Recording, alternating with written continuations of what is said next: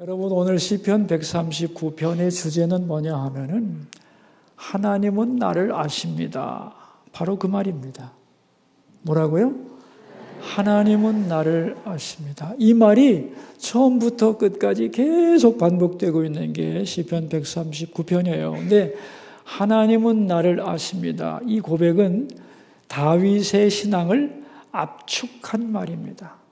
다윗의 신앙을 한마디로 줄이면 하나님은 나를 아십니다. 이 고백이 이론적으로가 아니라 마음으로 가득한 충만한 고백이었다는 거예요. 여러분, 이 고백이 얼마나 위대한 건지 이 고백만 진실로 우리 마음에서 할 수 있으면 우리는 어떤 경우에도 낙심하지 않고 담대하게 하나님 앞으로 나갈 수 있고 어떤 경우에도 위로받으며 우리의 신앙이 흔들리지 않을 수 있습니다. 우리 모두가 다윗처럼 하나님이 나를 아십니다. 그런 고백이 가슴 속에서부터 터져 나오기를 바랍니다. 그런데 하나님은 나를 아신다고 할 때에 이 말을 오해하면 안 되는데요. 그 오해의 첫 번째가 뭐냐 하면은 사람들은 피상적으로 알면서도 안다고 말한다는 거예요. 예를 들면 어떤 사람이 어디서 태어났고 이름이 무엇이고 어느 학교를 나왔고 이런 것은 정말로 아는 게 아니죠. 이런 거는 피상적으로 아는 거예요. 진짜 아는 게 아니라는 겁니다. 정말로 나를 안다는 건 어려운 일이죠. 여러분, 아무리 가까운 부부라 할지라도 한 이불을 덮고 산다고 해도 상대방을 다 알 수가 있나요? 어려운 거예요. 그죠? 한 사람은 코를 골고 자는데 한 사람은 밤새 한잠도 못 잘 수도 있고요. 한 사람은 행복한데 한 사람은 삶을 포기하고 싶을 수도 있는 거예요. 인간이 안다고 하는 것은 이 정도밖에 안 되는 거예요. 아주 피상적으로 알면서도 많이 아는 것처럼 생각하는데 이게 오류라는 거죠. 그러나 하나님이 우리를 안다고 했을 때 그 안다는 것은 이런 개념이 아니다는 거예요. 나의 모든 것을 완전히 알고 끝까지 사랑한다는 의미가 들어있는 것이다. 그런 얘기입니다. 또한 많은 사람들이 하나님은 나를 아십니다. 이 말을 무섭게 생각하는 분들도 있어요. 왜냐하면 하나님이 커다란 불꽃 같은 눈동자로 나를 꿰뚫어 보시면서 일거수일투족을 다 감시한다. 그래서 마치 조지 오웰의 빅브라더스 같은 존재라고 생각할 수가 있는 거죠. 북한이나 중국 같은 데서 그죠? 인민들의 사생활 하나까지 다 들여다보고 거기에 맞추어서 벌을 주고 억압하고 힘들게 만들잖아요. 안다는 건 그런 뜻이 아니라는 거. 하나님이 우리를 안다는 것은 그렇게 무섭게 꼼짝 못하게 한다는 뜻이 아니에요. 그러니까 하나님이 나를 아십니다. 그럴 때 두려움과 또한 불안함에 시달리게 된다면 그건 하나님의 그 말을 잘못 이해하는 거다. 그런 얘기죠. 내 모든 삶이 하나님 안에 있고 하나님은 나를 향한 가장 완벽한 계획을 가지고 계신다. 그런 의미라고 우리는 이해를 하고 나가야 한다. 그런 얘기입니다. 교회 와서 우리의 영혼이 치유를 받아야 되는데 이걸 영적 치유라고 그러거든요. 영적 치유의 핵심이 뭐냐 하면은 하나님은 나를 아신다. 이것을 믿을 때에 우리의 영혼에는 치유가 일어나게 됩니다. 나는 이런 일이 나에게 왜 발생했는지 나는 모릅니다. 그러나 하나님은 아십니다. 남들은 내 마음을 몰라줘도 하나님은 내 마음을 아십니다. 그리고 내 미래와 내 종말도 아십니다. 고통 중에도 나와 함께 계시고 나를 사랑하신다는 것을 알고 고백할 수 있습니다. 이렇게 말할 수 있으면 하나님은 나를 다 알고 계십니다. 나의 슬픔과 억울함과 분노와 고생과 막막함과 어찌할 수 없는 내 상황을 하나님은 다 알고 계십니다. 믿어지시나요? 그럼 되는 거예요. 그걸 믿는 게 치료입니다. 하나님이 모를까 봐 문제지. 그죠? 하나님은 다 아신다고 고백하는 것이 그래서 그렇게 위대한 고백이고 이 고백만 있으면 우리는 시험에서 빠져들지 않고 언제나 우리의 신앙은 새로워질 수 있다. 그런 얘기죠. 다윗에게 이러한 믿음이 있었기 때문에 그는 역경이 많았지만 절대로 흔들리지 않고 자기의 믿음의 길을 걸어갔던 거죠. 사울 왕에게 쫓겨서 피난당할 때도, 백성들이 다윗을 오해했을 때도, 그리고 아내가 도망가고 자식들이 칼을 들고 달려들고 부하들이 배반했을 때도 다윗같이 고난받은 사람이 없죠. 그죠? 그때마다 다윗이 고백한 건 하나님은 나를 아십니다. 그 고백이었던 거예요. 그래서 위로받을 수 있었고 다시 용기 내어 일어설 수 있었고 끝까지 자기 사명을 완성할 수 있었던 것입니다. 자, 이런 다윗의 신앙 고백을 이제 1절부터 하나하나 풀어가는데 이게 다 뭐냐 하면은 머리로 아는 게 아니라 가슴으로 고백한다는 게 중요한 거예요. 자, 우리 1절 말씀을 함께 봅시다. 여호와여 주께서 나를 살펴보셨으므로 나를 아시나이다. 하나님은 나를 안다는 거예요. 그죠? 그런데 누구의 설명을 필요로 하는 분이 아니라는 거예요. 하나님이 나를 주목해 보시고 나를 다 안다는 겁니다. 여러분, 나라고 하는 사람을 바라보는 사람들은 많고, 그죠? 예를 들면 황명환 목사를 많은 사람들이 알 텐데 아는 사람마다 저에 대한 평가가 다 다르겠죠. 그렇죠? 사람마다 평가가 다 다를 텐데 나의 실상은 누가 가장 잘 알까요?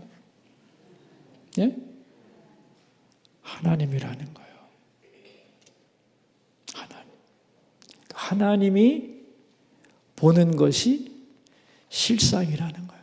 어떤 사건에 대해서 A라는 견해, B라는 견해, C라는 견해가 있을 수 있어도 어떤 게 진짜 실상이냐, 하나님이 어떻게 보시느냐가 그 사건의 실상인 거예요. 모든 사람이 나를 보고 이런저런 말을 해도 가장 정확한 나는 누구냐? 하나님이 보는 나다. 그런 얘기예요. 그래서 이걸 정확하게 알면 어떤 힘이 생기냐면은 남들이 나를 보고 뭐라고 해도 흔들릴 필요 있다 없다. 예? 왜냐하면 사람이 보는 관점은 다 틀린 거기 때문에. 하나님이 나를 바라보시고 평가하는 것이 나에 대한 진정한 평가이기 때문에 우리가 항상 힘써야 될 것은 하나님이 나를 아신다는 걸 고백하고 그 하나님 앞에 바로 서는 것을 생각해야지 이 사람은 나를 어떻게 생각할까? 저 사람 눈에 들어야 될 텐데 저 사람한테 꼭 칭찬받아야 될 텐데 그럴 필요가 있어요 없어요? 없는 거예요. 하나님이 저를 아시면 됐습니다. 그런 마음을 가지고 신앙생활 할 수 있기를 바랍니다. 2절 말씀을 한번 볼까요? 주께서 내가 앉고 일어서심을 아시고 멀리서도 나의 생각을 아시오며 하나님은 겉모습만 보는 게 아니라 내 생각까지도 다 아신다는 거예요. 또 4절에 보시면 여호와여 내 혀의 말을 알지 못하시는 것이 하나도 없으시니다. 이 말은 뭐냐면 내 말을 못 알아듣는다는 얘기가 아니고 내 혀로 나오지만 말로 표현되지 않은 나의 비명, 한숨, 그죠? 이러한 탄식까지도 아신다. 그런 뜻이에요. 제가 어릴 때 저희 어머니가 그런 말씀을 하셨어요. 어느 날 한 사람이 깊은 산속을 걸어가고 있는데 앞에 호랑이가 나타났다는 거예요. 이 사람이 너무 놀라가지고 이랬다는 거예요. 하나님은 그 소리를 알아들으셨다는 거예요. 어떻게? 그랬더니 하나님, 호랑이가 나타났어요. 저를 구해주세요. 라고 하나님은 그 사람의 소리를 똑바로 듣고 그 사람을 호랑이의 입에서 건져주셨다. 하나님 앞에서는 비명도 탄식도 한숨도 다 하나님이 들으신다. 하나님께 기도하는 것 두려워하지 말고 언제나 하나님을 부르라고 하시는 말씀을 하시면서 하호 그 얘기를 지금도 기억하고 우리의 비명까지도 들으신다는 얘기예요. 4절 말씀은. 자, 우리 5절을 볼까요? 5절. 주께서 나의 앞뒤를 둘러싸시고 내게 안수하셨나이다. 여기서 안수라는 말은 문자 그대로 머리 위에 손을 얹었다는 얘기인데 이거는 무슨 뜻이냐면은 내가 하나님의 손 아래에 있다. 하나님의 영향력 아래에 있다는 뜻인데 이것을 안수로 번역했기 때문에 오늘 본문의 의미가 애매해졌죠. 그죠? 그런 뜻이에요. 하나님은 나의 앞뒤를 둘러싸시고 내 머리에 손을 얹으셔서 나의 모든 삶은 하나님 손에 붙들려 있고 그 영향력 아래 있습니다. 이렇게 풀어서 해석을 하는 것이 훨씬 5절의 의미에 맞는 것입니다. 자, 우리 7절 말씀으로 가봅시다. 내가 주의 영을 떠나 어디로 가며 주의 앞에서 어디로 피하리까?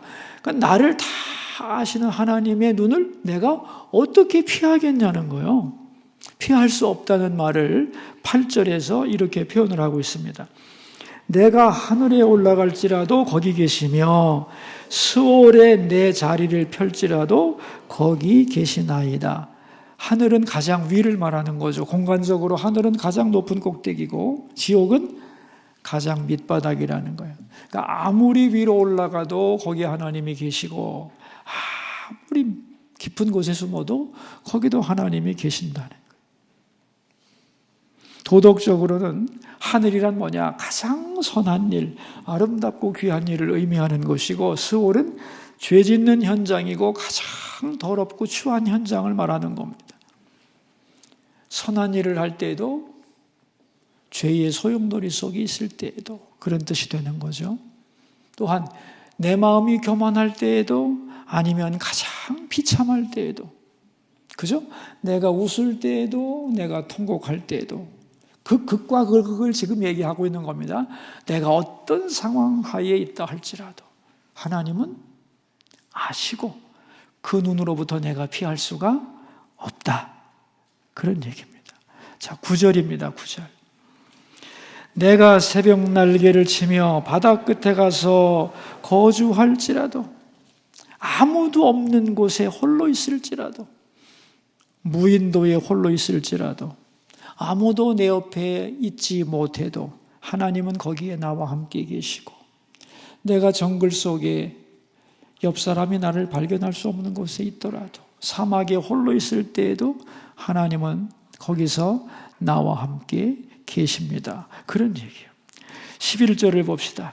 내가 혹시 말하기를 흑암이 반드시 나를 덮고 나를 두른 빛은 밤이 되리라 할지라도 이게 무슨 말일까요? 아무리 캄캄한 곳에 있을지라도 하나님께는 그 어둠이 방해가 되지 않는다는 거예요. 다시 말하면 나를 환하게 보고 계신다는 거예요. 왜냐하면 흑암과 암흑이 어떻게 하나님의 눈을 가리겠냐는 거죠. 그러므로 하나님 앞에서 감출 것도 없고 하나님은 어디서든지 나를 정확하게 바라보고 계시는 분이라는 거예요. 자, 우리 점점 깊어지죠. 13절. 주께서는 내 내장을 지으시며 나의 모태에서 나를 만드셨나이다. 하나님은 나를 창조하신 분이라는 거예요. 내 몸의 세포 하나, 몸에 숨겨진 장부, 내장이라고 말하잖아요. 내장, 그죠? 내장은 안 보이잖아요. 내 몸이지만 나도 볼 수 없는 나의 내장까지도 하나님은 아신다는 거예요.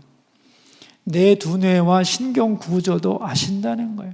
내가 어디가 병들었는지 왜 병들었는지도 아무도 몰라도 하나님은 아신다는 거예요. 그래서 14절에 뭐라고 합니까?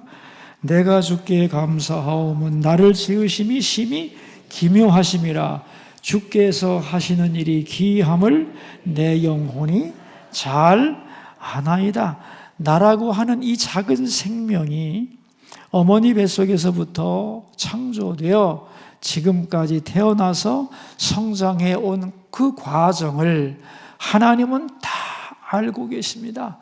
나의 과거들을 나는 잊었을지라도 하나님은 나의 과거까지 다 알고 계십니다. 내 영혼이 잘 압니다. 그런 얘기죠. 16절로 갑시다. 내 형질이 이루어지기 전에 주의 눈이 보셨으며 나를 위하여 정한 날이 하루도 되기 전에 주의 책에 다 기록되었나이다. 하나님이 나를 창조하시기 전에 나라는 존재가 하나님의 생각 속에 있었고, 그죠? 예를 들면 황명환이라는 한 인간을 창조하시기로 하나님이 결정하실 때에 내가 그를 누구를 통하여 보낼까 하시고 어머니의 뱃속에서 내가 태어나게 하신 거 아니에요. 그러니까 나의 형질이 이루어지기 전에 하나님이 나를 아셨다는 거예요. 그죠? 그 얘기죠. 주의 눈이 보셨으며 나를 위하여 정한 날이 하루도 되기 전에 주의 책에 다 기록되었나이다. 내가 태어나기 전부터 나의 일생이 주의 책에 다 기록이 되었다는 거예요. 다시 말하면 내 인생의 플랜, 내가 태어나기 전부터 하나님은 나를 알고 나를 향하여 계획을 가지고 계셨고 아무개가 언제 어떤 일을 할 것이고 이렇게 되기를 바라고 그리고 그는 어떤 인생을 살고 어떤 일을 이루기를 바라고 어떤 모습으로 하나님께 오기를 바라는 내 일생의 세세한 플랜까지도 하나님은 다 책에 기록했다는 거예요. 여러분, 책에 기록했다는 건 뭐냐면 말로 한 것은 바뀔 수가 있어요. 근데 책으로 기록한 거는 바뀔 수가 있어요, 없어요? 없어요. 그래서 이 오늘 본문에 하나님이 나를 아신다는 것의 극치가 오늘 이 16절에 나오는 거예요. 나라는 존재가 창조되기 전부터 주님은 나를 아셨고 나를 위하여 정한 날이 하루도 되기 전에, 이 정한 날이라고 하는 건 뭐냐면 우리 인생은 정해진 날이 있다는 거예요. 태어난 날도 정해진 것이고요, 죽는 날도 정해진 거예요. 우리는 이렇게 생각하잖아요. 내가 운동도 많이 하고 몸 관리도 잘하면 70을 살 수밖에 없던 내가 90도 살 수 있을 거다, 이렇게 생각하는데 성경적으로는 우리의 수명은 정해져 있는 거예요. 하나님께서 나를 이 땅에 보내시면서 어떤 일을 할 것인가를 세세하게 계획하시고 정한 날, 태어나고 정한 날 올 것을 알고 계신다, 그런 얘기입니다. 이런 의미에서 우리의 수명은 늘릴 수가 있어요, 없어요? 늘릴 수가 있어요, 없어요? 없어요. 우리가 이걸 분명하게 알아야 합니다. 그래서 요한 웨슬레라는 사람이 어떤 말을 했냐면은 하나님이 나를 향한 뜻을 다 이루기까지 나는 절대로 죽지 않습니다, 그랬어요. 맞는 거예요. 나를 향한 하나님의 계획이 다 이루어질 때까지 생명을 주셔서 살게 하시고 그것이 다 끝나면은 그 정한 날에 하나님은 나를 부르신다는 거예요. 그러므로 내가 죽는 날도 정해져 있는 거예요. 그러니까 건강관리를 잘한다는 것은 나의 정한 날까지 내가 효율적으로, 효과적으로 힘있게 살아간다는 뜻이지 정해진 날을 하루라도 늘릴 수 있느냐? 없다는 거예요. 그러니까 여러분이 결정하셔야 돼요. 어차피 하나님이 정하신 날까지는 살 건데 그날까지 내가 골고루 하며 살지 건강하게 살지 그 가운데서 하나님의 뜻을 다 이룰지 못 이룰지 그 계획을 하나님은 가지고 계신데 그것을 내가 성취해야 할지 못할지 그것은 우리가 거기에 얼마나 맞춰가느냐에 따라 달라진다는 거예요. 여러분, 그래서 이 수명이 정해졌다는 게 굉장히 좋은 거예요. 왜냐하면은 내가 누구 때문에 죽는 것도 아니고 무엇 때문에 죽는 것도 아니에요. 어떻게 생각하세요? 저는 병에 걸린 사람 보고 그럽니다. 막 겁을 내요. 아미랍니다, 목사님. 3달밖에 안 남았대요. 근데 저는 그런 분들에게 꼭 이렇게 말을 합니다. 3달 남았다는 것은 의학적인 확률이고 생명의 주인은 하나님이시기 때문에 집사님이 10년을 더 살지 20년을 더 살지 아니면 내일 모레 가실지 그거는 하나님께 달려있는 겁니다. 그러니까 병 때문에 죽는다고 생각하면 안 됩니다. 저놈이 날 죽였어? 그런 거 없어요. 우리는 언제 간다? 하나님이 정하신 그날에 하나님이 불러서 가는 거지 다른 원인으로 가는 게 절대로 아니다라는 거예요. 그러니까 나의 태어난 날도 정해져 있고 죽는 날도 정해져 있는 것이다 그런 얘기예요. 그리고 그동안의 이 인생의 길이 그 길이 속에서 하나님은 아주 디테일하게 나를 향한 꿈을 가지고 계신다는 것을 우리가 오늘 본문을 통하여 확실히 알았으면 좋겠어요. 그럼 여러분, 나는 나대로 인생 계획이 있을 거 아니에요. 그죠? 젊은이에게도 꿈이 있고 나이가 들어도 남은 인생을 어떻게 살아가겠다고 자기가 다 계획하고 그죠?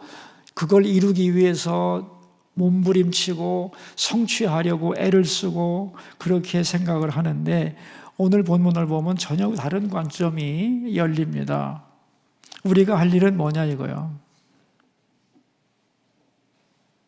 우리가 해야 할 일은 뭐냐면 하나님이 나를 향한 계획을 지금 책에 다 적어 놓으셨다는 거 아니에요? 그럼 우리가 할 일이 뭐예요? 나를 향한 하나님의 계획이 뭐냐고 묻는 거예요. 그죠? 근데 이게 하나님, 저를 향한 하나님의 계획은 뭐예요?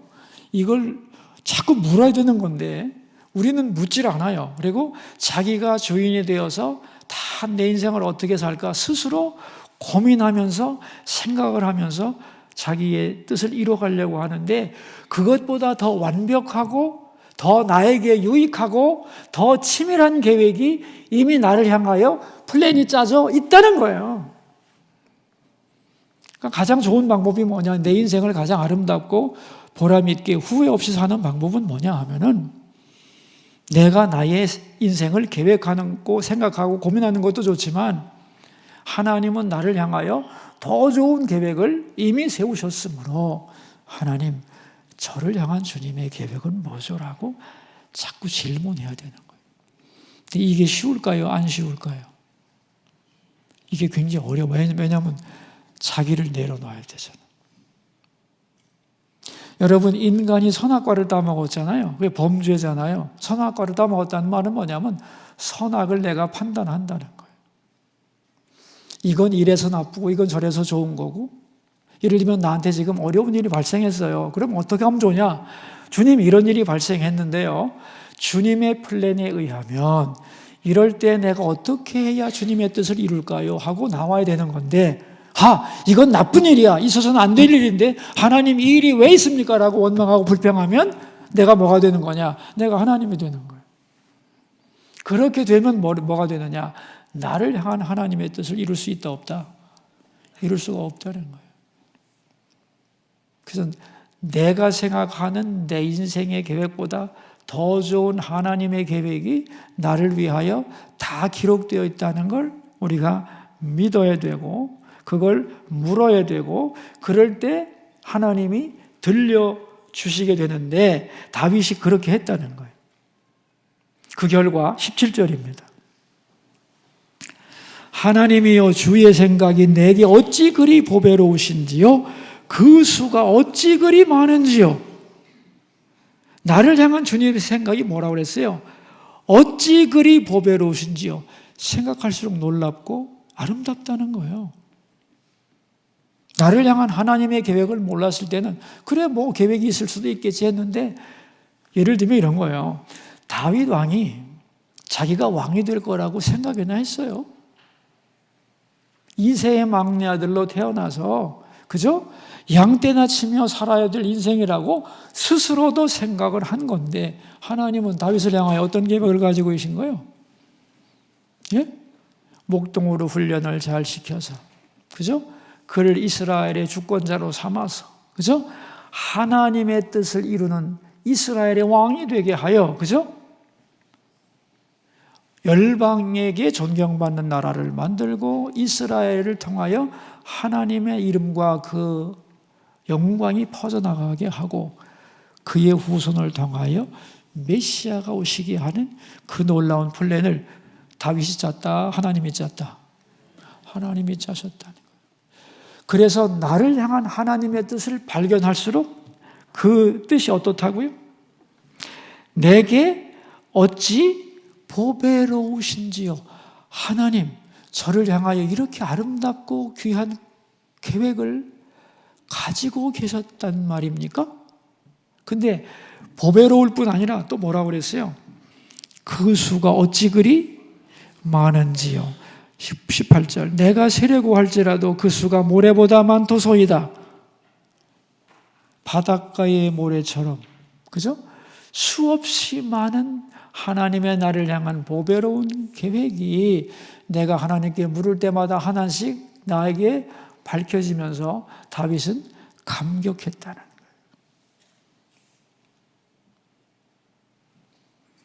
그래서 때로 우리는 자신에 대하여 실망하고 낙심하고 삶을 포기하고 싶을 때도 있고 그냥 나자빠지고 싶을 때도 있지만 그러면 안 된다는 거예요. 왜? 하나님의 나를 향한 계획은 무너지지 않았기 때문에. 내가 생각하는 나보다 하나님은 나를 더 귀히 여기시고 내가 꿈꾸는 나보다 더 아름다운 나를 향한 꿈을 하나님이 가지고 계시기 때문에. 그래서 다윗은 그걸 알수록 감격했던 거죠. 그러니까 여러분, 어떤 문제가 발생했을 때에 우리가 할 일은 뭐냐 하면은 이런 일이 왜 발생했을까 고민할 것이 아니고, 왜냐하면 그 일도 하나님의 계획 안에 있는 거잖아요. 그죠? 그렇죠? 그럼 이렇게 해야죠. 하나님, 이런 일이 발생한 거 아시죠? 이것도 하나님의 손에 있는 거 맞죠? 그러면 나는 이 상황에서 어떻게 하는 것이 하나님의 뜻에 합당한 것이고 내가 어떻게 해야 이 사건 속에서 나를 향한 하나님의 뜻이 이루어질 수 있을까요? 라고 물으라는 거예요. 그게 최고의 방법이라는 거예요. 그리고 그렇게 해서 알게 되는 그대로 순종하게 될 때 나를 향한 하나님의 뜻은 이루어지는 거예요. 그죠? 그게 가장 아름다운 삶이 된다는 거예요. 그러니까 여러분, 자기를 향한 고민을 우리는 자꾸 줄여가야 해요. 왜냐하면 나를 향한 계획이 나만 세우는 게 아니기 때문에. 어떤 경우에는 나를 향한 계획을 좀 내려놓고 나를 향하여 내가 생각하는 것보다 더 좋은 계획을 가지고 계신 하나님께 자꾸 묻는 연습을 해야 할 필요가 있는 거예요. 예를 들면 내가 어떤 문제가 생겼다. 이거 어떻게 풀어가야 될까? 예를 들면 남편이 퇴근하고 들어왔는데 아침에는 멀쩡한 사람이 퇴근할 때는 얼굴이 다 죽을 상이야. 이거 왜? 아니, 당신 얼굴이 왜 그래? 이렇게 물을 수도 있잖아요. 그리고 내가 나름대로 뭔가 짐작할 수도 있잖아요. 그죠? 근데 내 생각과 판단보다 더 중요한 건 뭐냐면 이 일이 하나님 안에 있는 거라면 하나님, 내 남편의 얼굴이 왜 저렇게 됐죠? 사장님한테 혼났나? 맡은 바 어떤 일이 펑크가 났나? 무슨 문제가 있을까요? 아들이 성적표를 가져왔는데 잘하던 애가 공부가 그냥 뚝 떨어져가지고 엉망이 됐습니다. 뭔가를 얘기해야 되겠는데 자식한테 뭐라고 말해야 될지. 주님, 이럴 때 나는 어떻게 해야 됩니까? 라고 물어봐야 된다는 거예요.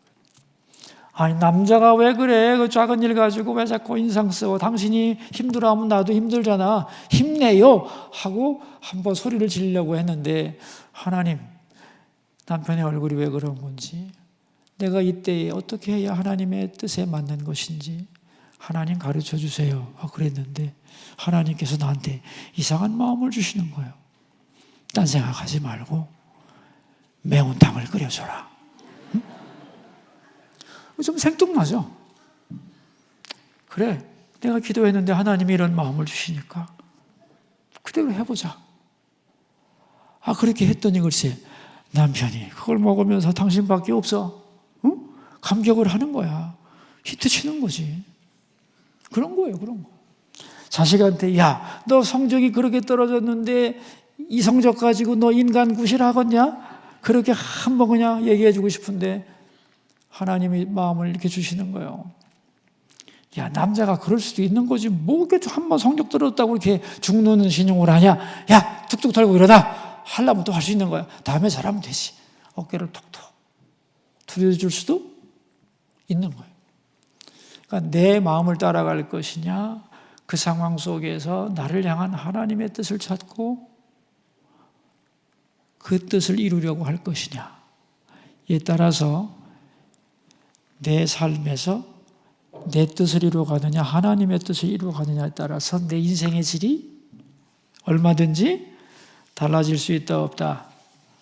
달라진다는 거예요. 그러니까 내가 이렇게 한다 저렇게 한다 너무 고민하지 마시고 하나님이 나에 대한 놀랍고 보배로운 생각을 바닷가의 모래보다도 더 많이 계획하셨다는 걸 우리가 꼭 알고 그 뜻을 점점 알아가고 남은 시간이라 할지라도 이제 내가 뭐 50이 됐든 60이 됐든 뭐 40이 됐든 지금까지는 어떻게 잘못 살았다 할지라도 앞으로는 정말 하나님이 나를 향하여 계획하신 그 뜻에 맞는 삶을 내가 살아보리라 결심하게 될 때에 우리의 삶은 하나님이 원하시는 모습으로 그 방향을 바꿔갈 수 있는 겁니다. 이제 다윗은 하나님이 나를 아신다고 고백하면서 자기를 악인과 구분하고 있는데 19절을 한번 볼까요, 우리? 하나님이여 주께서 반드시 악인을 죽이시리이다. 피 흘리기를 즐기는 자들아 나를 떠날지어다 그랬어요.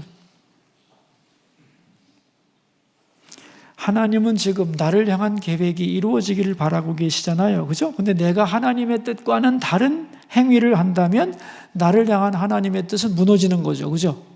그래요, 안 그래요? 그런데 그렇게 살아가는 사람들을 악인이라고 지금 규정하고 있는 거예요. 다시 말하면 악인이란 누구냐? 여기서 말하는 악인이란 하나님이 그 사람을 향하여 어떤 좋은 계획을 가지고 계신데 그 사람은 그 사실을 인정하지 않고 하나님의 나를 향한 뜻에는 관심이 없고 내가 원하는 삶을 살기 위해서 하나님의 뜻을 계속 거부하고 무시하고 관심을 갖지 않는 그 인간, 그런 사람이 악인이라는 거예요. 그러니까 악인에게서 하나님의 뜻은 어떻게 되는 거예요? 계속해서 실패하고 있는 거예요. 근데 그 악인을 뭐라고 그랬냐면 다른 말로는 피 흘리기를 즐기는 자더라 그랬어요. 왜 피 흘리기를 즐기는 자라고 했을까? 여러분, 살아있는 사람이 말이죠. 너무 피를 많이 흘리면 어떻게 돼요? 예? 죽어요. 맞아요. 죽어요. 아름다운 인생이란 뭐냐 하면은 나를 향한 하나님의 뜻을 생각하지 않고 제멋대로 사는 걸 악인이라고 그랬잖아요. 그죠? 근데 그 악인은 피를 흘리는 인생이라는 거예요. 나를 향한 하나님의 계획을 무시하고 사는 인생은 출혈이 심한 인생이라는 거예요. 하나님의 뜻이 나에게서 실패하는 인생은 마치 몸에서 피를 너무 많이 흘린 인생과 같다. 제대로 못 산다 그런 얘기죠. 그러니까 하나님의 뜻이 나에게서 이루어질 때에 그것이 건강한 삶이고 생명력 있는 삶이고 선한 삶이고 아름다운 삶이다. 그런 얘기입니다. 그러면서 악인을 보고 뭐라고 그랬어요? 다 나를 떠나라 그랬어요. 나는 그런 인생 안 살겠다. 너희들은 하나님의 일을 부르고 하나님의 이름을 부르고 하나님의 백성이라고 하면서도 너희를 향한 하나님의 계획에는 관심도 없고 인생의 야망을 위해 너의 욕심을 채우려고 달려가잖아. 그건 악인이고 그거는 피 흘리는 삶이고 그거는 죽을 수밖에 없는 삶이고 나는 그런 삶을 살지 않겠으니 악인들아 다 나를 떠나라. 나는 끝까지 어떤 삶을 살겠다는 거예요? 하나님이 나를 향하여 계획해 놓으신 그 아름다운 뜻이 얼마나 보배롭고 그 뜻이 바다의 모래보다 많은가를 경험하는 그런 삶을 나는 끝까지 살겠노라 결심하는 고백을 하고 있는 거예요. 그리고 마지막으로 이제 기도합니다. 23절 말씀에 23절 하나님이여 나를 살피사 내 마음을 아시며 나를 시험하사 내 뜻을 아옵소서. 내게 무슨 악한 행위가 있나 보시고 나를 영원한 길로 인도하소서. 하나님 나를 시험하사 내 마음을 아옵소서. 이건 무슨 뜻일까요? 쉽게 말하면 나는 이제 어떤 경우에도 낙심하지 않겠습니다. 그런 얘기예요. 왜냐하면 내가 예측하지 못한 일이 나에게 발생한다고 해도 이것은 나를 향한 하나님의 선한 계획 속에 들어있는 사건이기 때문에 나는 그럴 때에도 하나님이 나를 아십니다라고 고백하면서 좌절하거나 낙심하지 않고 하나님 앞에서 잘 견디겠습니다. 그래서 나를 향해 계획하신 하나님의 뜻에 합당한 삶을 살아가겠습니다. 즉 하나님의 뜻을 이루는 그러한 인생을 살아가겠다고 고백하는 것이 마지막 두 구절의 이야기가 되겠습니다. 자, 그래서 그럼 아름다운 인생이 뭐냐? 아름다운 인생, 후회 없는 인생, 좀 잘 사는 인생이 뭐냐? 하나님이 나를 아십니다. 그리고 나를 향한 모든 계획을 세워놓으셨습니다. 그 계획이 내 인생을 통해 이루어지기를 원하면서 나를 향한 하나님의 뜻을 계속 묻는 사람. 그래서 그 뜻을 이루어가는 인생이 최고라는 거예요. 그런 말 있죠. 생각 좀 하며 삽시다. 뭐 그런 말 있잖아요. 그죠? 근데 그게 아닙니다. 내 생각 좀 내려놓고 하나님 생각대로 좀 살자. 그게 성경의 주장입니다. 너 네 생각 좀 그만하고 고민 좀 그만하고 이제부터 할 일은 너를 향한 하나님의 보배롭고 모래알같이 많은 놀라운 계획들을 찾아가는 거야. 거기에 관심을 가져야 해. 관심을 갖지 않는 사람은 악인이고 그 악인의 삶은 피를 흘리는 삶이야. 죽을 수밖에 없는 삶이야. 진정 아름다운 인생이란 어떤 인생인가를 정확하게 이해하고 앞으로 그런 인생을 살아가는 우리 모두가 되기를 주의 이름으로 축원합니다. 기도합시다. 우리 기도하면서 하나님 앞에 나갑시다. 기도 제목입니다. 하나님은 나를 아십니다. 이것을 믿고 하나님의 뜻을 물을 때 나를 향한 하나님의 뜻은 정말 놀랐습니다. 이런 고백이 우리가 할 수 있는 줄로 믿습니다. 다윗의 고백이 우리의 고백이 되게 하시고 나의 뜻을 이루려고 하는 삶이 아니라 나를 향한 하나님의 그 아름답고 귀한 뜻을 이루어 가려고 하는 삶을 살아가는 우리가 될 수 있도록 하나님 도와주시옵소서. 우리 함께 기도하겠습니다.